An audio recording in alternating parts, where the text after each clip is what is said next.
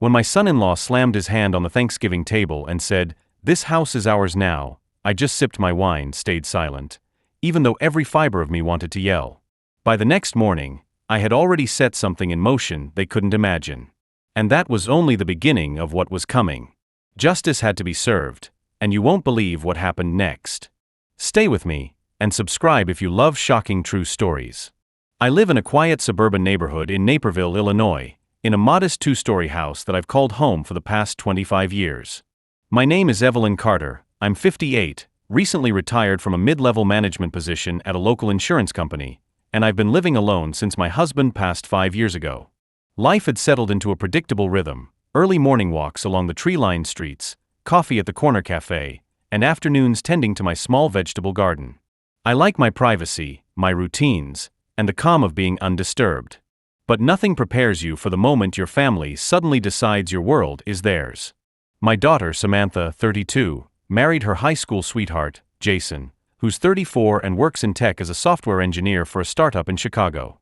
Jason is ambitious, loud, and has always had this overbearing air, the kind that convinces everyone around him that their home, their rules, even their lives belong to him. Samantha, for her part, has been swept up in his confidence, maybe even his arrogance, and for reasons I didn't understand at first, she often went along with it. On the surface, everything seemed normal. Thanksgiving had always been my favorite holiday. I loved hosting, the smell of roasted turkey, pumpkin pies, the little chaos that came with having my daughter and grandchildren over. But over the past year, the visits had changed. They came in with lists of what needed fixing, what should be replaced, and how I should manage my house. Slowly, the subtle hints that my home was no longer mine began to build. Neighbors whispered. A few mentioned seeing a moving truck parked outside my home late at night, and I noticed odd letters from the HOA and the post office about property issues that didn't quite make sense. Breadcrumbs that, at the time, I ignored, but they were laying the foundation for what would come later. I chalked it up to small-town gossip and mundane paperwork, but part of me felt the stirrings of unease. Something didn't sit right. I also had a secret life that nobody knew about. Not Samantha, not Jason, not a single soul in the neighborhood. Before retirement, I had worked in real estate investments and finance, quietly building a portfolio and helping clients navigate property deals.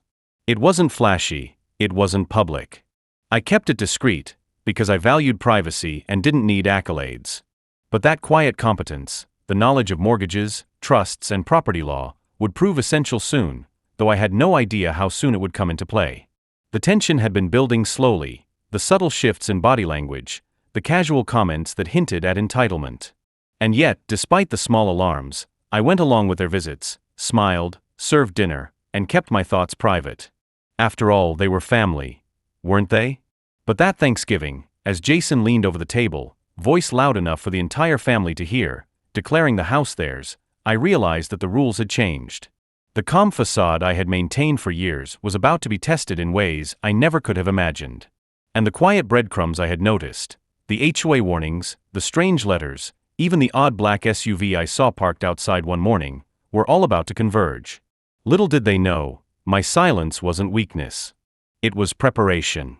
And what came next would shock not just them, but everyone in Naperville. If you want to see how I handled this shocking takeover and turned it completely around, make sure you subscribe, because what happened next isn't what anyone expected. Thanksgiving morning should have been warm, cheerful, filled with laughter and the scent of roasted turkey. Instead, it felt like walking into a battlefield. As I opened the door to greet Samantha and Jason, I immediately sensed the shift in atmosphere. Jason's eyes scanned my home like a tech investor inspecting a failing startup. "Nice place, Mom," he said, voice dripping with condescension. "But it's time we make it ours." I froze, unsure if I had heard him correctly. My own daughter didn't even blink. She simply smiled politely, the way someone smiles at a stranger blocking their driveway. I swallowed hard, forcing a casual laugh, and invited them in. Once inside, the barrage began. Jason had a list, literally a printed spreadsheet on his tablet, of things that needed fixing immediately. The floors, the appliances, even the garden. "This landscaping is outdated," he said. "The paint color? Terrible choice. Honestly, Mom, are you sure you're taking care of this place right?" Every word cut like a knife. And Samantha nodded, agreeing without protest. I felt my chest tighten. I tried to ignore it, reminding myself, keep calm, stay polite. But it only escalated. During dinner, Jason began issuing house rules. No rearranging furniture without consulting him. No new decorations without his approval. Even the thermostat became a point of contention. He hovered like a general inspecting recruits, and every time I tried to speak, Samantha subtly cut me off, her tone sweet but commanding, as though she were defending her husband's authority. The grandchildren, blissfully unaware, sat chewing mashed potatoes while tension crackled around the table. I caught one of them glance at me with wide eyes, sensing my discomfort. My own home, my sanctuary, had been transformed into a stage for humiliation. And it didn't stop at Thanksgiving. Over the next few weeks, Jason's behavior grew bolder. He arrived unannounced, critiqued the mailbox, complained about the driveway, even left passive-aggressive notes about lawn maintenance. Once, he cornered me in the garage. "Mom," he said, leaning casually against my car, "this house isn't really yours anymore, right? We've got plans for it." I didn't respond, only raised an eyebrow, keeping my voice calm even though anger burned inside me. Neighbors began noticing. One afternoon, Mrs. Patel from across the street whispered over the fence, "Evelyn, that's a lot of traffic in your driveway late at night. Are you okay?" I nodded, smiling, but the unease remained. Jason's entitlement seemed unstoppable, and Samantha had become complicit.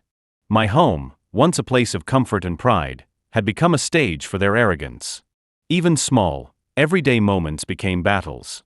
I found sticky notes on my fridge reminding me that the kitchen is part of their vision. I walked into the living room one morning to see Jason measuring the furniture with a tape measure, muttering about modernizing the layout. One evening, while I was on a call with my financial advisor regarding my 401k, Samantha barged in, informing me of an important decision Jason had made about repainting my master bedroom, without asking me. I felt invisible, undermined, and dismissed. Every polite attempt to assert myself was met with subtle ridicule, eye rolls, or condescending explanations. The humiliation wasn't loud, but it was constant. The worst came one Saturday during a local HOA meeting. I was discussing some overdue landscaping fees when Jason suddenly appeared, hand extended as if we were business partners, loudly proclaiming, "Evelyn, let's discuss how we can handle your responsibilities here." The HOA board members stared, unsure whether to intervene. I could see the judgment in their eyes, though they didn't know the full story, and my blood boiled. The very people who were supposed to protect the community's rules now seemed to side with Jason. And through it all, Samantha remained silent, or worse, supportive. I tried reasoning with her, saying, "Sweetheart, I raised you. You know this isn't right." She would smile faintly and say, "Mom, Jason just wants what's best. Don't be dramatic." As if being treated like a stranger in my own home was simply dramatic. By this point, it wasn't just about control. It was a relentless, daily erosion of my dignity. Every meal, every conversation, every seemingly small decision was a reminder that I had become an afterthought in my own life.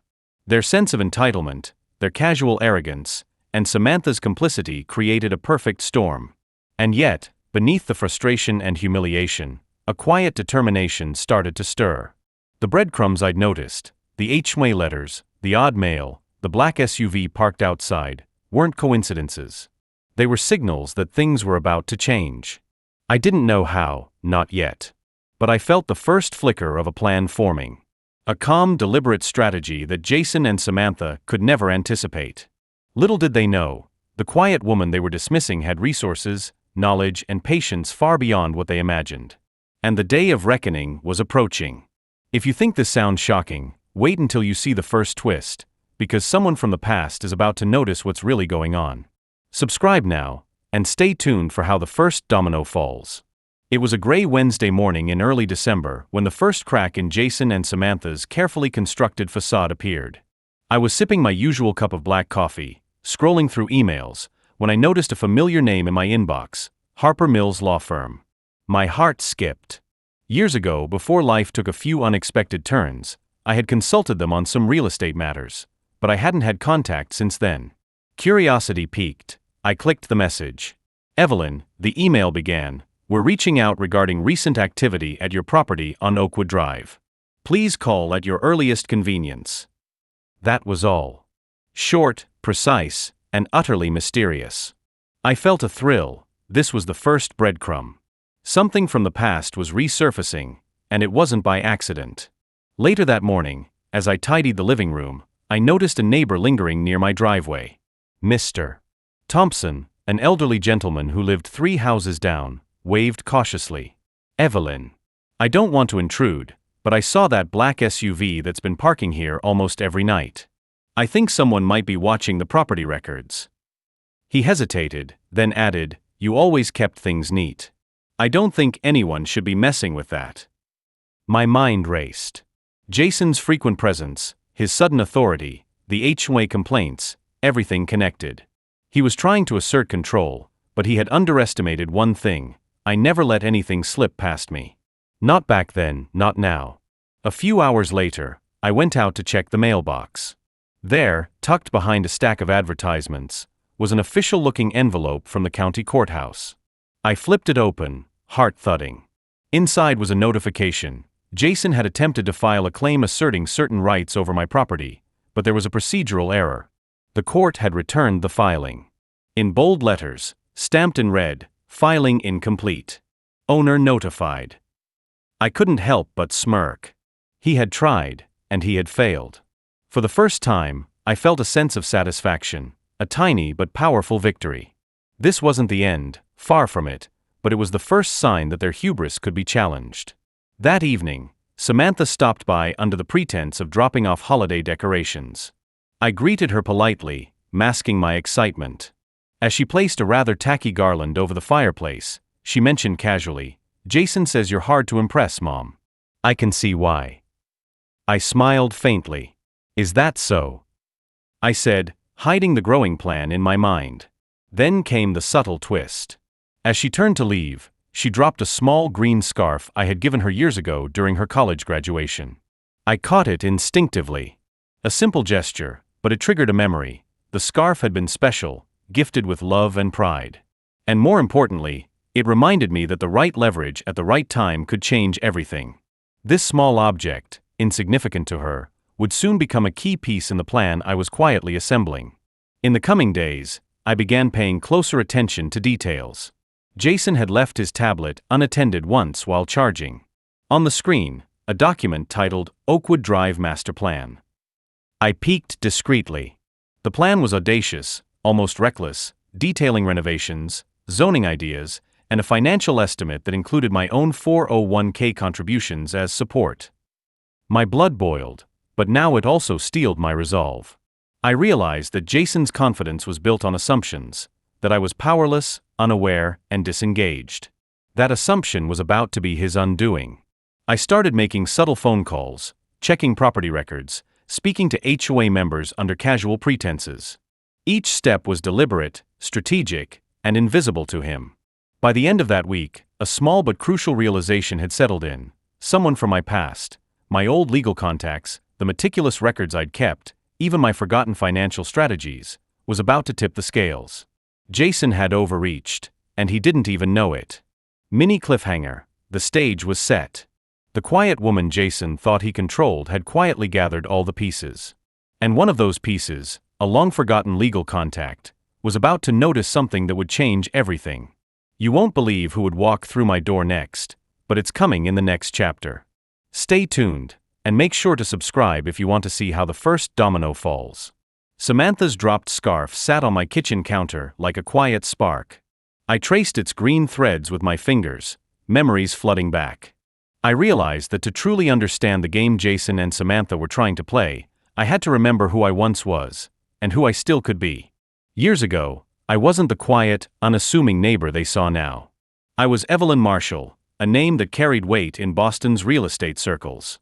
At 32, I ran my own property development company, Marshall Company, managing multi-million-dollar estates and luxury apartments. I had a sharp eye for opportunities, contracts, and loopholes.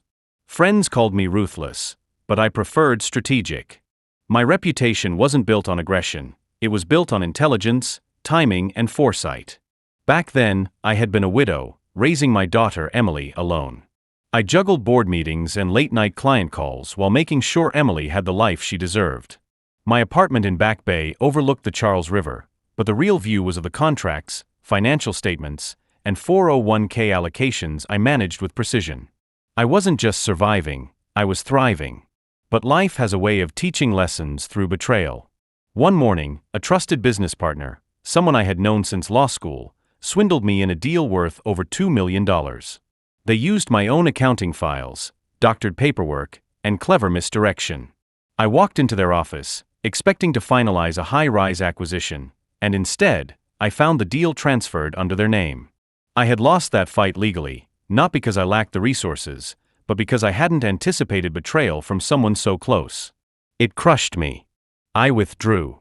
I sold the Boston condo, cashed out what I could for my 401k, and quietly moved to Oakwood Drive in suburban Illinois. A new city, a new life. I blended in, intentionally choosing a modest house, a routine life. I shopped at Walmart, attended local community meetings, and volunteered at Emily's school. On the surface, I was just another Midwestern neighbor. No one had any idea about the empire I once managed or the battles I had survived. The quiet exterior was my armor. Now, as I held the scarf, I understood why Samantha had come back into my life with such entitlement. She had assumed I was powerless because I had chosen to step back. They thought silence meant weakness. But silence had been my strategy all along. I had learned to observe, anticipate, and prepare. The old legal contacts I had maintained were another layer of my invisible network. I still had a few lawyers I trusted implicitly, people who remembered the Evelyn Marshall of Boston. When Harper Mills sent that innocuous email about Oakwood Drive, it wasn't just a random outreach. They had noticed Jason's filings. The breadcrumbs were lining up. I remembered one particular incident years ago that would soon become critical. A property I had sold to a client had been mismanaged, and the city inspector caught zoning violations that could have cost the client millions. I had intervened quietly, correcting every issue, documenting every interaction.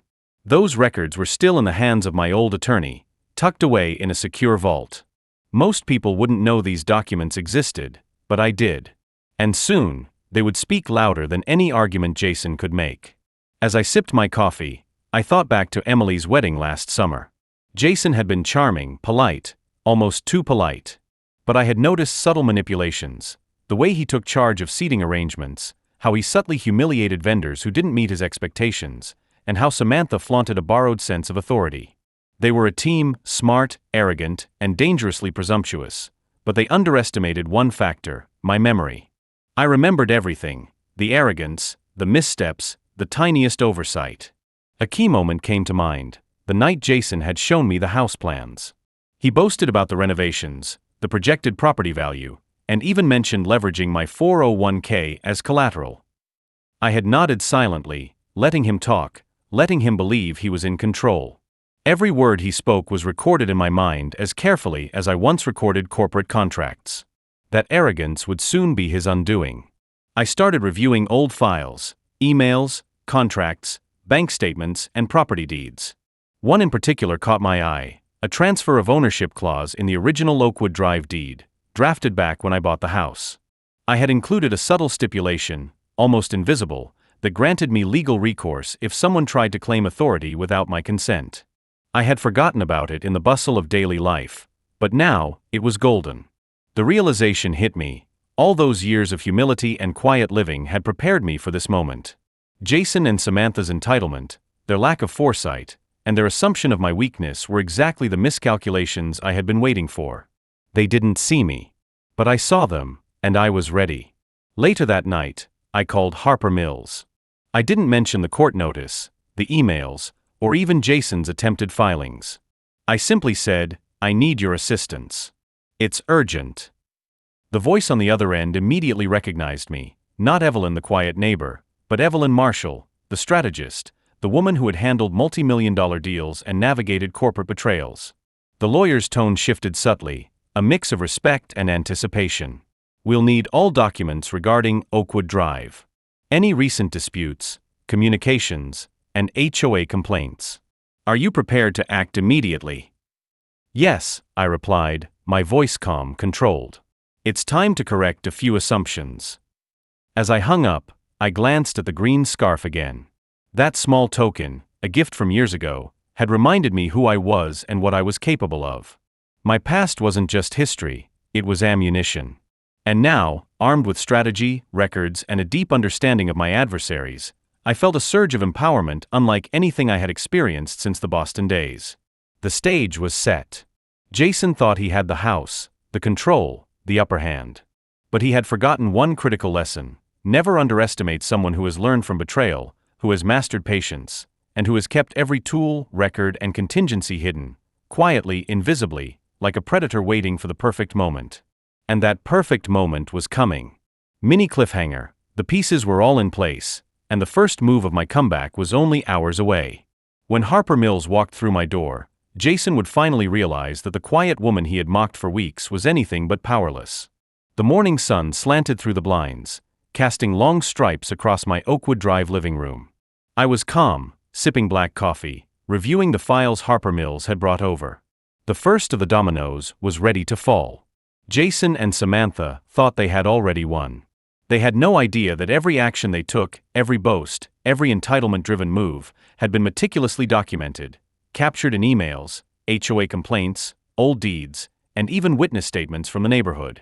By 10 a.m., Harper, my lawyer, and I were going over the strategy.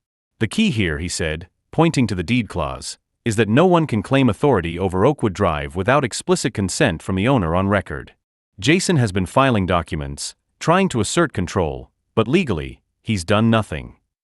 I leaned back, letting a small smile creep onto my face. So, he thinks threatening me with aggressive renovations and plans to leverage my 401k would intimidate me? I said softly, more to myself than to Harper. Let's remind him why he shouldn't make assumptions. By noon, the meeting was set at my house. I didn't call them. Jason and Samantha were under the impression they had already locked me out. They showed up in a shiny SUV, Samantha's heels clicking sharply against the driveway. Emily waved nervously from the porch, sensing tension. I greeted them warmly. "Good afternoon," I said, voice light, almost friendly. They looked at me with a mix of disdain and condescension.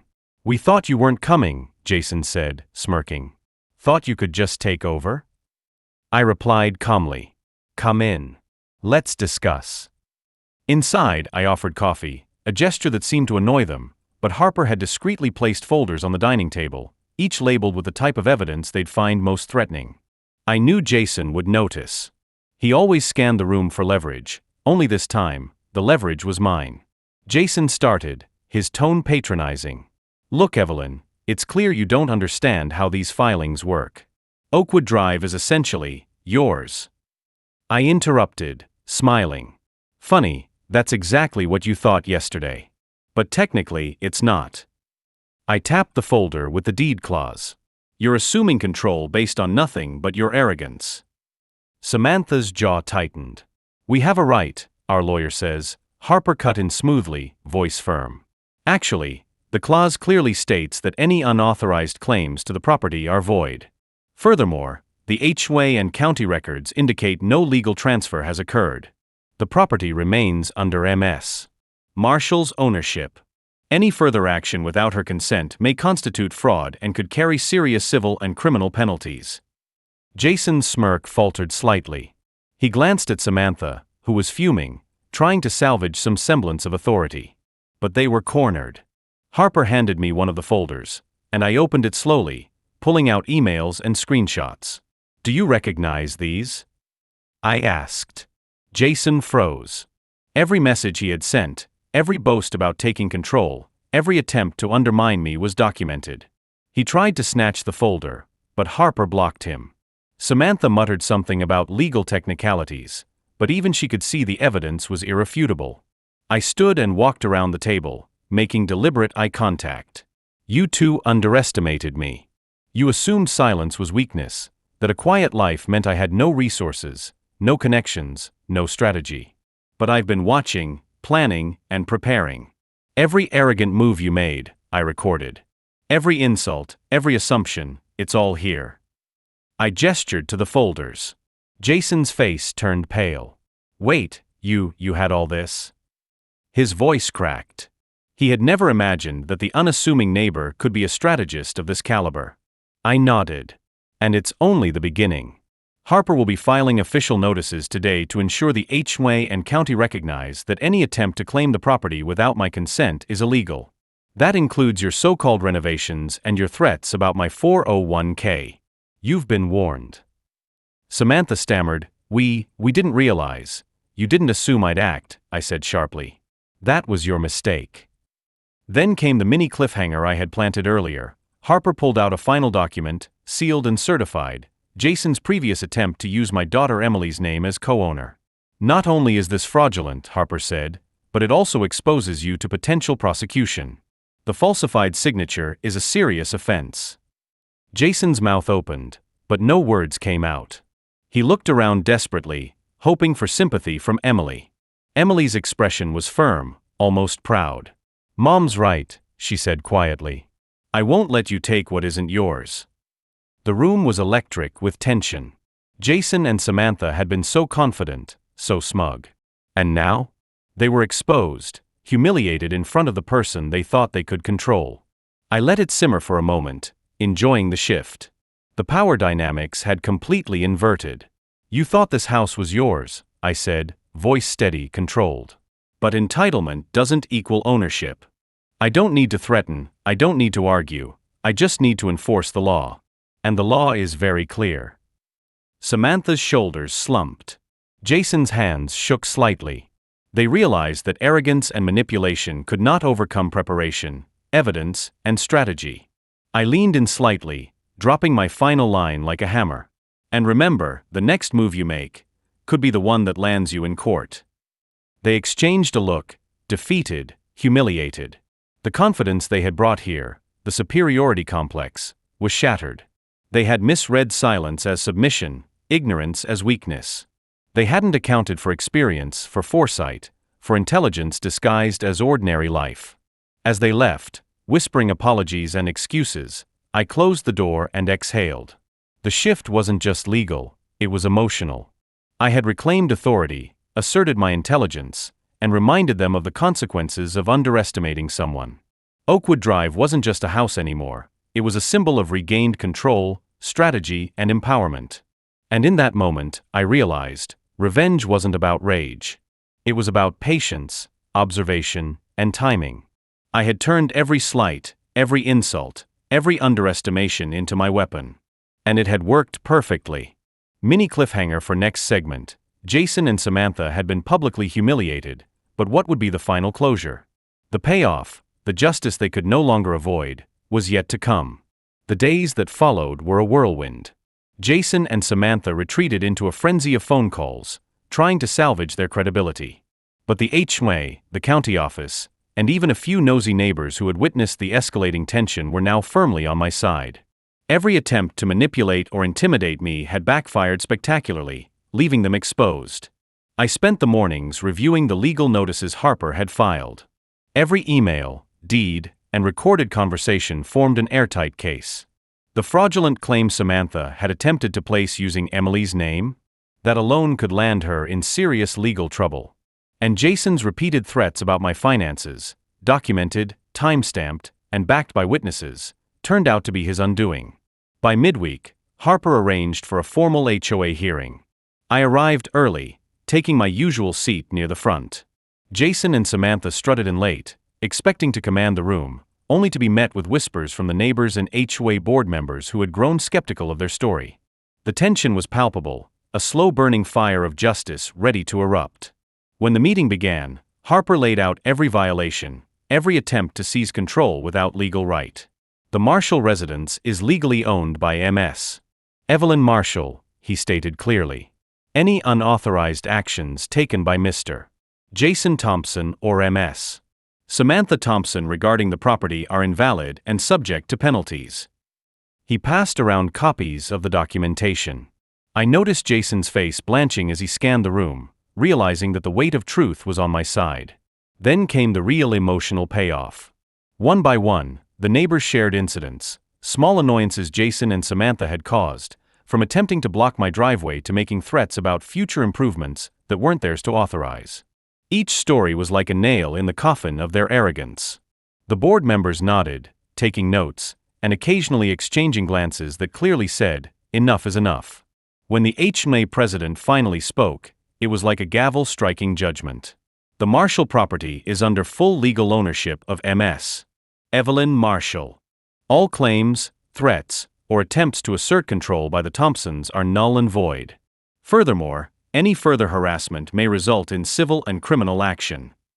The words hung in the room like a spotlight, illuminating the stark truth. Samantha tried to speak, to defend herself, but Harper shook his head. Not necessary, he said quietly, a subtle, powerful assertion of control. Jason's shoulders slumped, their bravado evaporated into something much smaller, more human. They had underestimated the quiet strength of someone they believed powerless. As we left the HMA meeting, Emily came up to me. Her eyes were shining with pride. "Mom," she whispered, "I always knew you had this under control. I just didn't know how."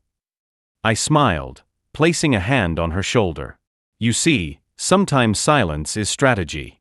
Sometimes patience is the most powerful weapon." Back at home, I finally walked through the house alone. Every room felt reclaimed, not just physically but emotionally. Oakwood Drive was more than bricks and mortar, it was a statement. It was a reminder that being underestimated didn't mean being weak. Every sneer, every insult, every attempt to control had been transformed into evidence, strategy, and empowerment. And the final twist, the cherry on top of this long emotional roller coaster, came in the mail a few days later. A certified letter from the county court confirmed that any further attempts by Jason and Samantha to interfere with my property could result in legal prosecution. The power shift was complete. They had gone from bullies to cautious, humbled individuals. I spent that evening reflecting, coffee in hand, the late afternoon sun filtering through the blinds. The satisfaction wasn't in retaliation for the sake of anger, it was in justice. The system, patience, and preparation had aligned perfectly. They had lost their entitlement, and I had reclaimed my dignity, my home, and my voice. Even Emily's friends noticed the change. They would comment on social media about how her mom had quietly yet decisively handled a situation that could have been a nightmare. I chuckled at the attention, but it wasn't for ego, it was proof that integrity, calm confidence, and strategy could prevail over arrogance and deceit. That night, as I closed the door, I felt a rare, deep sense of closure. Oakwood Drive was safe, my family secure, and my sense of self reinforced. Jason and Samantha had learned the hard way that entitlement cannot override legality, that intimidation cannot override preparation, and that underestimating someone with experience and foresight is always a mistake. I leaned back, exhaling, a small contented smile on my lips. Justice had been served. Empowerment had been reclaimed. And for the first time in months, the house, my house, felt truly like a home again. Mini closing note to viewers: remember, sometimes silence is your ally, patience is your weapon, and justice will find its way. If you think you've been underestimated, stay vigilant, stay prepared, and never underestimate your own power. Sitting back in my living room, I finally allowed myself to breathe. The storm had passed, but the lessons lingered, etched deeper than any bruises ever could. Oakwood Drive wasn't just a house, it was a testament to resilience, patience, and knowing your worth. Over the weeks, I realized the power of calm confidence. I didn't need to shout, argue, or lash out. I needed clarity, strategy, and unwavering faith in the truth. In a world that often rewards loud arrogance, quiet preparation is a superpower. Life has a funny way of testing us. Family dynamics, toxic relationships, entitlement, they all come at us like unexpected traffic on a rainy highway. You can honk, swerve, and panic, or you can stay focused, maintain control, and choose the best route forward. I chose the latter. By staying calm, documenting everything, and understanding the legal system, I protected not just my home, but my dignity and my daughter's future. This is an American value I hold close. Independence isn't just about money, it's about standing for yourself, knowing your rights, and refusing to let anyone take what you've earned. It's easy to let anger or hurt dictate decisions. But justice is rarely instantaneous. It comes to those who prepare, who anticipate, and who act with purpose. What I faced with Jason and Samantha wasn't just a battle over property, it was a test of character, patience, and self-respect. And when the dust settled, I didn't just win legally, I won emotionally. I reclaimed my space, my voice, and my narrative. To anyone watching, here's what I want you to remember: Your worth is not defined by those who underestimate you, nor is it measured by temporary setbacks. Life will challenge you, but every insult, every slight, and every you can't can become fuel for your empowerment. Protect your boundaries, honor your values, and never let entitlement overshadow integrity. As I look around my home, I smile knowing that silence can be louder than words, patience stronger than threats, and preparation more powerful than intimidation. Oakwood Drive is more than walls. It's a monument to standing tall, self-made, and unshakable. They thought this house was theirs, but they never saw me coming. And to everyone watching, if you believe in standing up for yourself and claiming your power, subscribe now and join us for more shocking, empowering stories where justice prevails and arrogance gets what it deserves.